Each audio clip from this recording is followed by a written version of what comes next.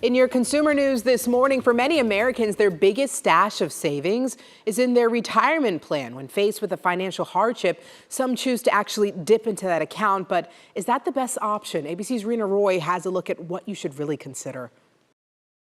There are broadly two types of tax advantage retirement accounts available to American workers. An IRA is available to any working American with earned income. The other type of account is an employer-sponsored account. Your employer has to offer it for you to be able to access it, and that's a 401k. Bankrate analyst James Royal says that for both IRA and 401k accounts, when you withdraw money earlier than age 59 and a half, the U.S. government imposes a 10% penalty. There are a number of hardships that allow you to take money out of an IRA and avoid the 10% bonus penalty. Being flat broke, however, unfortunately, is not one of them.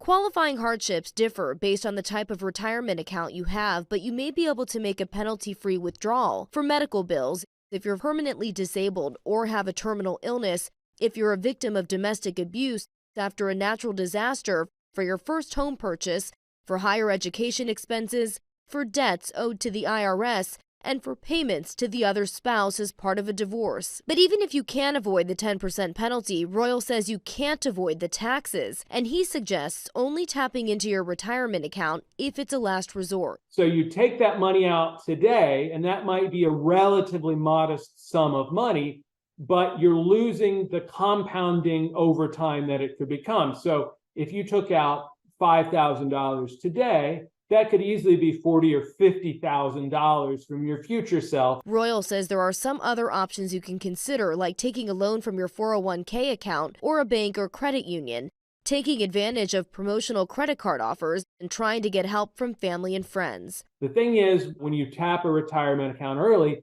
the money comes out, but it really can't go back in. Rena Roy, ABC News, New York.